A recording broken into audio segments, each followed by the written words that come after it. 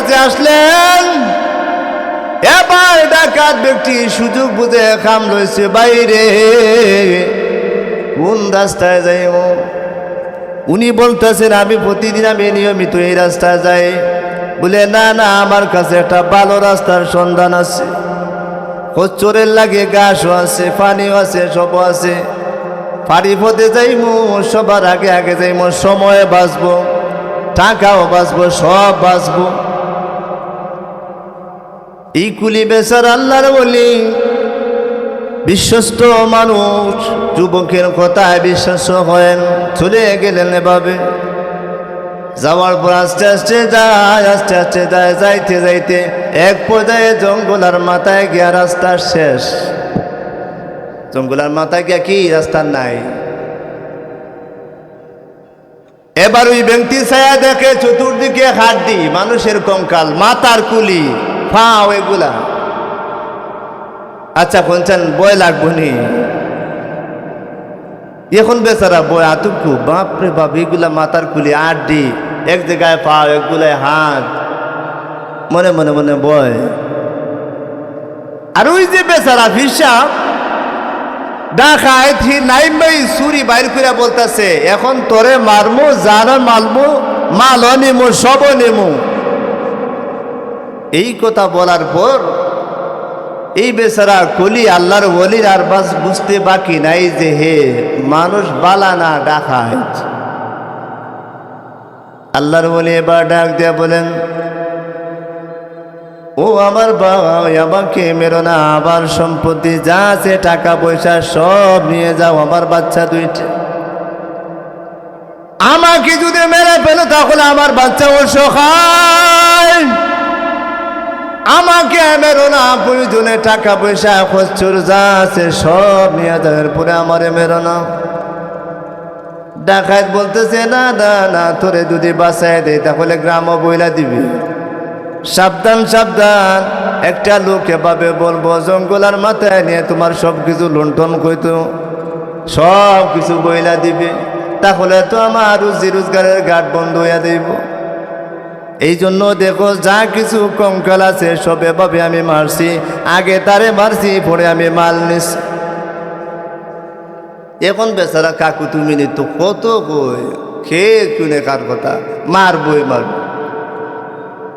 শেষ বেলা এবার বলতেছেন, ভাই যদি তোমার মারার ইচ্ছেই হয়, আমার সিদ্ধান্ত এটাই হয় আমারে মারার, তাহলে আমি আল্লাহর মাওলা, আমি আমার মাওলার পিছনে 2 রাকাত নামাজ পড়তে চাই, যদি সুযোগটা আমারে দেও। সুবহানাল্লাহ। আমি আমার মাওলারে আমি 2 রাকাত নামাজ পড়া ডাকি, দেখি সমাধান হয় কিনা। ডাকাত বলতেছেন, যাও যাও, কত মানুষ এভাবে বলছে, যারা দেখছো সবাই 2 রাকাত পড়ছে, কাম হয় নাই। ভালোভাবে ওযু করে আল্লাহু আকবার বলে যেই মাত্র দাঁড়াইলেন, ও ভাই এটাই তার শেষ নামাজ। এই জন্য তো নবী বলেন, ও মায়ার উম্মতের দল, নামাজ এমন ভাবে পড়বা, এমন ভাবে নামাজও দাঁড়াইবা, মনে মনে খেয়াল করবা নামাজ শেষেই, নামাজ ভিতরে বা নামাজের শেষেই আজরাইল কিন্তু আমাদের পিছনে আছে। এই যে নামাজ, শেষ নামাজ, কেমন নামাজ রে ভাই, চিন্তা করেন। নামাজের পরই তার জীবনটা শেষ। নামাজে দাঁড়াইলো, আয়াত মনে হয় না, সূরা ফাতিহা পড়ার পর মুখ দিয়ে আয়াত সূরা আর মনে হয় না, জানো তো মায়ের আছে। নামাজ শেষ করার পর আমাকে মেরে ফেলবো। আল্লাহর ওলি এবার নামাজে দাঁড়ায় সূরা ফাতিহা পড়ার পর একটা আয়াত পড়লেন, যার অর্থ, ও আল্লাহ গো, আমি তো মাওলা তোমার সামনে দাঁড়াইলাম, আল্লাহ গো মাবুদ আল্লাহ তোমার সামনে আমি দাঁড়াইলাম বড় বিপদে। রব্বুল আমিন আকরামুল আকরামিন আল্লাহ, আল্লাহ তুমি না ওয়াদা করেছো গো নামাজের মাধ্যমে তুমি আমারে সাহায্য করবা। আল্লাহ গো তুমি আমারে নামাজের মাধ্যমে আল্লাহ তুমি সাহায্য করো। এই মাত্র নামাজে আয়াত পড়তেছেন আর পড়তেছেন, এদিক দিয়ে শোনা যায় তরবারির ঝনঝনির আওয়াজ শোনা যায়। সুবহানাল্লাহ। আলহামদুলিল্লাহ الحمد لله كفى وسلام على عباده الذين اصطفى أما بعد فأعوذ بالله من الشيطان الرجيم بسم الله الرحمن الرحيم يا أيها الذين آمنوا استعينوا بالصبر والصلاة إن الله مع الصابرين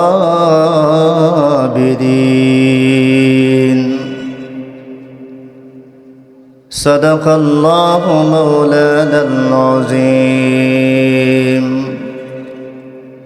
وقال النبي صلى الله عليه وآله وسلم من صلى علي واحدة صلى الله عليه أشرا صلى الله على سيدنا ومولانا محمد وعلى آله وأصحابه وسلم بلغ العلا بكماله كشف الدجى بجماله أسلت جميع خصاله صلوا عليه وآله নবীগঞ্জ দারুল উলুম মাদ্রাসা কর্তৃক আয়োজিত আজকের বাৎসরিক সভার চলমান অধিবেশনের সম্মানিত সভাপতি সাহেব, মুআজ্জাজ মুকাররম উলামায়ে কেরাম, মুসল্লিয়ান, মুরব্বিয়ান, মহান আল্লাহ রব্বুল আলামিনের দরবারে অপরন্ত শুকর এবং সুজুদ আদায় করি, যিনি আমাদেরকে অত্যন্ত মহব্বত করে ভালোবেসে জান্নাতি রহমতি এক পরিবেশে আসার এবং বসার তৌফিক আল্লাহ করে দিলেন। এই জন্য মহান রবের দরবারে আল্লাহ তাআলার শিখানো ভাষায় কালিমাতো শুকর আদায় করি, আমরা বলি আলহামদুলিল্লাহ। মুহতারাম হাজিরিন, এখানে আমরা ওয়াজের জায়গা নাই, আমরা হলাম এই মাদ্রাসার জামিয়ার ছাত্র, আমরা দোয়া নিতে আসছি। এই জন্য এই যে বসা, আমি হলাম এই মাদ্রাসার জামিয়ার ছাত্র, আমার উস্তাদ ওখানে তারা আছেন পাশে আমার বসা, এদের দোয়া নেওয়ার জন্যই আসলে বসা। ইলিম কালামও নাই তেমন, আর আপনাদের দোয়া। এলাকার আমরা সামনে বসা আছে সবই আমার আত্মীয়। তো যাই হোক, সময়ে অতি নিকটে এশার আযান পড়ে যাবে। এরপরেও আমি ইনশাল্লাহ চেষ্টা করব, আমি যে আয়াত পড়েছি এই আয়াতের আলোচনা অনেক অনেক লম্বা, সার সংক্ষেপ অল্পতে আমি বোঝাবার চেষ্টা করব ইনশাআল্লাহ। এক নম্বর হলো আল্লাহ রব্বুল আমিন মুমিনদেরকে আল্লাহ ডাক দিয়ে বলেন, ইয়া আইয়ুহাল্লাযীনা আমানু, হে ঈমানওয়ালারা, ইস্তাঈনু, তোমরা সাহায্য প্রার্থনা করো, সবরি ওয়াস সালাহ, ধৈর্য নামাজের সাহায্যে। নামাজ আমরা পড়া লাগবে সবার উপর, নারী পুরুষ সবার উপর নামাজ আমাদেরকে ফরজ করে দিয়েছেন কে? আরো জোরে বলেন। আল্লাহ নিজে বলেন, এই নামাজের মাধ্যমে আমি আল্লাহর কাছে চাও তাহলে সমাধান আমি আল্লাহ করে দিব। সুবহানাল্লাহ। অনেক অনেক প্রমাণ, কত উদাহরণ দেব। আমি একটা এক্সাম্পল দিই। আশরাফ আলী থানভী রহমতুল্লাহি আলাইহি লেখেন, তাইলে আমরা বুঝবো, এই ঘটনার দ্বারা আমরা বুঝতে পারবো যে আল্লাহ রাব্বুল আমিনের পক্ষ থেকে যে মদদ বা সাহায্য আসে। আশরাফ আলী থানভী রহমতুল্লাহি আলাইহি লেখেন, তৎকালীন সময়ের একজন বুজুর্গ আল্লাহওয়ালা ছিলেন জুন্নুন মিসরি রহমতুল্লাহি আলাইহি। আল্লাহর বড় এক ওলি ছিলেন। উনি একবার নদীর পাশ দিয়ে হাইটা হাইটা যাইতেছেন। অনেক সময় নদীর পাশ দিয়ে রাস্তা আছে না, এভাবে চলতেছে। তো হঠাৎ করে দেখতেছেন একটা বিচ্ছু। বিচ্ছু ছিলেন তো, কামড় দিলে শেষ, পূজা ডাক্তার নাই দুনিয়ায়। পাগলের মতন সে ছুটে যাইতেছে নদীর দিকে, মনে হয়ে গিয়া পানিতে পড়ব। আল্লাহর ওলি তাকায় দেখেন বিচ্ছুর অবস্থা, দেখেন এত দ্রুত চলা শুরু করলো। পানির কাছে যাওয়ার পর পানির দিকে তাকায় রয়েছে। আল্লাহর ওলিও তাকায় রয়েছেন, মনে হয় বিচ্ছুটা পানিতে পড়ে যাবে, কিন্তু না না না। যেই সময় পানির কাছে গেল, যাওয়ার সাথে সাথে আল্লাহ রব্বুল আমিন একটা কচ্ছপরে পাঠায় দিলেন। কচ্ছপরে যাও এই বিচ্ছুটারে নদী পার করে দেও। সুবহানাল্লাহ। ও ভাই, সেই সময় তো টেলিফোনও ছিল না, কে মেসেজ দিল? বিচ্ছু যেই মাত্র নদীর কাছে গেল, পারে গেল, পানির কাছে গেল, অটোমেটিক কচ্ছপটা বাইসা তাড়াতাড়ি ওই সময় কচ্ছপের পিঠের মধ্যে বিচ্ছু সরে দিল। এই মেসেজটা কে দিল? আল্লাহ দিল। আল্লাহর ওলি জুন্নুন মিসরি রাহমাতুল্লাহি আলাইহি তাকায়া দেখেন কে খবর দিল কচ্ছপরে, কে বা খবর দিল। আর এই বিচ্ছুটা এই সময় কিভাবে হাজির হলো? তাকায় রয়েছেন, অবাক হয়ে রয়েছেন। কচ্ছপটা নদীতে আসছে, ওই পারে পৌঁছায় দেব। আল্লাহর ওলিও ডাক দিয়া বলে, মালিক রে, তুমি একটা বিচ্ছুরে, সামান্য একটা প্রাণীরে যদি নদীর পারাপার করার জন্য একটা যানবাহনের ব্যবস্থা করে দিয়েছ, আল্লাহ গো, আমি তোমার আশরাফুল মাখলুকাত, তোমার এক বান্দা, তুমিও চাইলে আমার এই নদী পারাপারের ব্যবস্থা করে দিতে পারে কিনা পারে না? আল্লাহর ওলি ভরসা করে যায়। নামাজ ছিল, মুসল্লা ছিল, পানির মধ্যে যেই মাত্র বিছিয়ে দিলেন, যায় নামাজটা বাসিয়া গেল। আল্লাহর ওলি উঠলেন, বিসমিল্লাহ বলে উঠার সাথে সাথে যায় নামাজ অটোমেটিক পানিতে বাইশটা ওই পারে পৌঁছে দিয়েছে। আল্লাহ পারেন না? শাহজালাল মদরদি আমলিকে এভাবেই তুই পার করছিলেন। আল্লাহর ওলি তাকা দেখেন বিচ্ছুটা যেই মাত্র ওই পারে যাওয়ার পর আস্তে আস্তে মাটিতে চলে গেল, কচ্ছপ চলে গেল, যে যার অবস্থানে চলে গেল। এখন বিচ্ছুর এত গতি, কি যেন করবে, কি যেন করবে, পাগলের মতন ছুটছে জঙ্গলার ভিতরে। যাইতে যাইতে এক পর্যায়ে জঙ্গলার ভিতরে চলে গেল বিচ্ছু। আল্লাহর ওলিও পিছে পিছে, কই যাই দেখবো আমি বিচ্ছুটা কি জন্য যাইতাছে। জঙ্গলার মাঝখানে যখন গেলেন, গিয়ে দেখেন একটা গাছের নিচে একটা যুবক শুয়ে রয়েছে ঘুমন্ত অবস্থায়।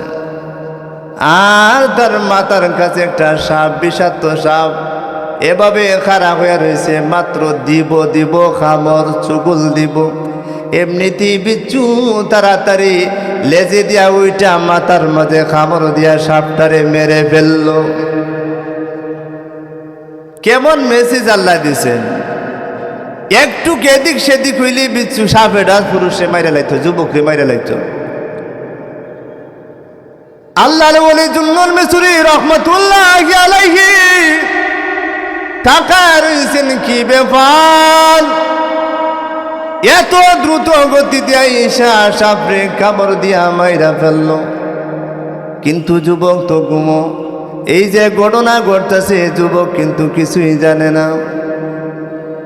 আল্লাহর ওলি তাকায় দেখেন বিচ্ছু আবার নদী থেকে যাওয়ার পর যেই মাত্র নদীর কাছে গেল আবার কচ্ছপ কাট্ট হাঁটায় ভাবে বাইছে বাসার পর আবার নদী পারাপারের ব্যবস্থা আমার আল্লাহ করে দিয়েছেন।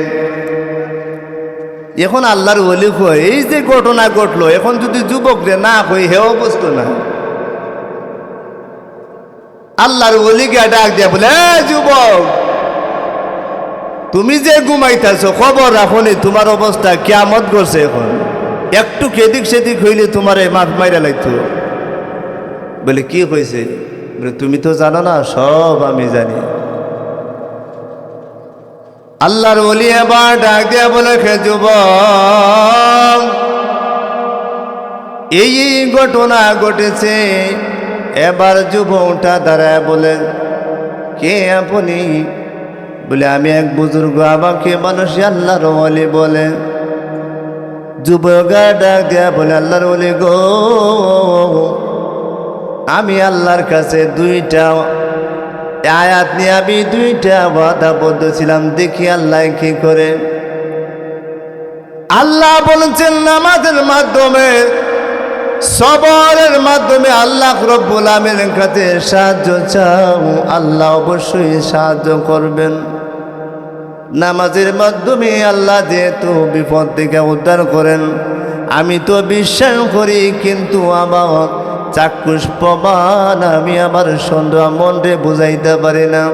আল্লাহ যদি সত্যি বলে থাকেন নামাজের মাধ্যমে আল্লাহ রব্বুল আমিন সর্বপ্রকার বিপদ থেকে হঠাৎ রক্ষা করে, এই ওয়াদাটা আল্লাহ করেছেন অবশ্যই মানি আমি সত্য, কিন্তু আবার মন মানে না। আজকে আমার মন বুঝেছে। আল্লাহর ওলি ডাক দেয়া বলেন তার কারণ কি খুলে বলো। এবার ওই যুবকটা ডাক দেয়া বলে আল্লাহর ওলি গো আমি যে এখানে আমি ঘুমাইলাম আপনি আবার ওই ইতিহাস জানেন না গো। কি তোমার ইতিহাস? বলে আল্লাহর ওলি আমি জাহাজে ছিলাম, জাহাজের যাত্রী আমি। হঠাৎ করে ঝড় তুফান শুরু হয়ে গেল, জাহাজের যা ছিল মানুষ সামান বাচ্চা কাচ্চা সব মারা গেছে। কিন্তু আল্লাহ রব্বুল আমাকে একটা তক্তার মাধ্যমে এই জঙ্গলায় নিয়ে এসেছে। আমার হঠাৎ করে মনে পড়ে গেল যে আল্লাহ রব্বুল আমিন তো ওয়াদা করেছেন নামাজের মাধ্যমে সমস্যার সমাধান আল্লাহ করে। এই বলে আমি 2 রাকাত নামাজ পড়লাম। নামাজ পড়ার পর আবার সারা রাতের পেরেশানি আর পানিতে হাবুডুবু করার কারণে আমার তন্দ্রা আসছে। আমি গাছের নিচে আল্লাহর হস্তে আমি ঘুমায় পড়লাম। আমি ক্লান্ত শরীর নিয়ে আমি ঘুমায় পড়লাম। আর আল্লাহর কাছে আমি এতটুকু আমি বিশ্বাস করি মাওলায়া করিম আল্লাহ গো আমি তো 2 রাকাত নামাজ পড়লাম। আল্লাহ গো তুমি চাইলে তো আমার সর্বপ্রকার হেফাজত করতে পারো। 1 নাম্বার হলো এই জঙ্গলার মধ্যে সাপ বিচ্ছু আছে, বাঘ সিংহ আছে না নাই? আল্লাহ গো এই বাঘ ভাল্লুক এগুলা থেকে আমার রক্ষা করবা। 2 নাম্বার হলো গো আল্লাহ আমি এমন এক জায়গায় আসছি যে জায়গার মধ্যে আমি নিজেও জানি না এটা কোন জায়গায়।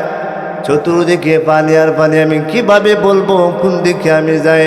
আল্লাহর কাছে আমি আরেকটা আমি দোয়া চাইছিলাম, মালিক রে ও আমার মালিক আমারে আমার বাড়ির সন্ধানকারী বানায় দাও।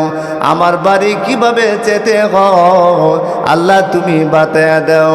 এবার আল্লাহ ওলি ডাক দেয়া বলেন যুবক আমার আর বুঝতে বাকি নাই রে, আমার আর বুঝতে বাকি নাই। 2 রাকাত নামাজ পড়ছিলা, অবশ্যই আল্লাহ রব্বুল আমিন ওয়াদা তোমারে মরণের হাত থেকে আমার আল্লাহ তোমারে হেফাজত করছে। আর আমি জুন্নুন মিস্ত্রি আল্লাহ এক বান্দারে আল্লাহ রব্বুল আমিন তোমারে পাঠায় দিয়েছেন রাস্তা দেখানোর জন্য। ও ও ভাই, নামাজ পড়লে অনেক সমস্যার সমাধান হয়ে যায়। আল্লাহর নবী বলেন, নামাজ পড়ে যখন কোনো ভাইয়ের বান্দার বান্দি আল্লাহর কাছে ফরিয়াদ করে, মালিক রে, আমি না ওই বিপদে পড়লাম, আমি না ওই সমস্যায় আছি, আমি আমার সন্তান নিয়ে বড় টেনশন, আমি আমার চাকরি নিয়ে বড় টেনশন।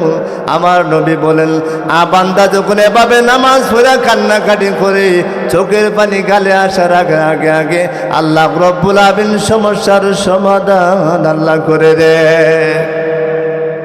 অনেক অনেক নজির ঘটনা আছে, অনেক অনেক নজির ঘটনা, অনেক, কত বলবো। ফাজাইলে আমল একটা ঘটনা আমরা সবাই জানি।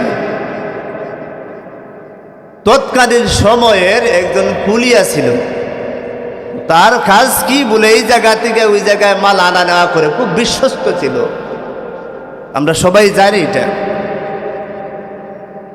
মাল আনা নেওয়া করতো সেই ব্যক্তি আমানতদার, তার কাছে টাকা দিত, সিরিয়ায় ব্যবসা বাণিজ্য করতো, এগুলা তার কাজ। তো টাকা পয়সা নিয়ে আসার পর বাড়িতে যাইব, ওই সময় একটা দুষ্ট লোক বলতেছেন, ভাই তুমি কোথায় যাইবা? বলছে, মনে করে উদাহরণ যে আমি সিরিয়ায় যাব, বলে আমিও সিরিয়ায় যাব, তবে আমার পাওটা দুর্বল, আমার পাও আঘাত পাইছি, আমি হাঁটতে জানি না, তুমি যদি আমার খোঁজ চড়ে যদি যানবাহন করে আমাকে নিয়ে যাও, বিনিময়ে তোমারে টাকা দিব, আর আমারও হেল্প করবো, তোমারও টাকা দিয়ে হেল্প হইল। লোকটা বলতেছে, এটা একটু ভালোই, আমার গাদা বা আমার খোঁজ তো একা একাই যাইতেছে, তারে নিয়ে গেলাম, একটা মায়া হইল, প্রয়োজনে আমি কিছু টাকাও পাইলাম। এই বলে লোকটারে কি করছে, সোয়ারি করলো। এই লোকটা যে ডাকায় এটা তো জানে না। আল্লাহর ওলি যাইতেছেন, এভাবে যাইতেছেন, রাস্তা যাইতেছেন, দুইজন খুব সুন্দর কথাবার্তা, কই ভাই বাড়ি? বলে আমার বাড়ি অনেক ছেলে কোড়া অতটা। যেই মাত্র দুই মুখী রাস্তার কাছে আসলেন, এবার ডাকাত ব্যক্তি সুযোগ বুঝে খাম লইছে, বাইরে কোন রাস্তায় যাইও? উনি বলতেছেন, আমি প্রতিদিন আমি নিয়মিত এই রাস্তায় যাই। বলে, না না, আমার কাছে একটা ভালো রাস্তার সন্ধান আছে, খোঁচরের লাগে ঘাসও আছে, পানিও আছে, সবও আছে, পাড়ি পথে যাইমু, সবার আগে আগে যাইমু, সময়ে বাঁচবো, টাকাও বাঁচবো, সব বাঁচবো। এই কুলি বেচার আল্লাহর বলি বিশ্বস্ত মানুষ, যুবকের কথায় বিশ্বাস হয়েন, চলে গেলেন এভাবে।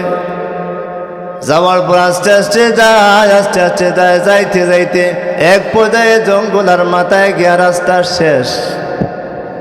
জঙ্গলার মাথায় গিয়া কি রাস্তা নাই। এবার ওই ব্যক্তি ছায়া দেখে চতুর্দিকে হাড্ডি, মানুষের কঙ্কাল, মাথার কুলি, ফাও, এগুলা। আচ্ছা বলছেন, বয় লাগবো নি? এখন বেচারা বয় আতুকু, বাপরে বাপ, এগুলা মাথার কুলি, আড্ডি, এক জায়গায় পাও, একগুলায় হাত, মনে মনে মনে বয়। আর ওই যে বেচারা হিসাব ডাকায় নাইমই ছুরি বাইর করে বলতেছে, এখন তোরে মারমু, যারা মারমু, মালও নিমু, সবও নিমু।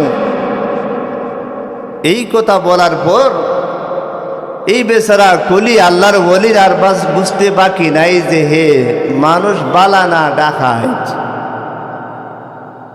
আল্লাহর ওলি এবার ডাক দিয়ে বলেন, ও আমার বাবা, আমাকে মেরো না, আবার সম্পত্তি যা আছে, টাকা পয়সা সব নিয়ে যাও, আমার বাচ্চা দুইটা। আমাকে যদি মেরে ফেলো তাহলে আমার বাচ্চা অসহায়, আমাকে মেরো না, প্রয়োজনে টাকা পয়সা খরচুর যা আছে সব নিয়ে যাও, এরপরে আমারে মেরো না। ডাকাত বলতেছে, না না না, তোরে যদি বাঁচায় দেয় তাহলে গ্রামও বইলা দিবি, সাবধান সাবধান। একটা লোক এভাবে বলবো, জঙ্গলার মাথায় নিয়ে তোমার সব কিছু লুণ্ঠন করতো, সব কিছু বইলা দিবে, তাহলে তো আমার রুজি রোজগারের ঘাট বন্ধ হইয়া দেব। এই জন্য দেখো, যা কিছু কঙ্কাল আছে সব এভাবে আমি মারছি, আগে তারে মারছি, পরে আমি মাল নিছি। এখন বেচারা কাকু তুমি তো কত কই খেয়ে শুনে কার কথা মারবই মারব।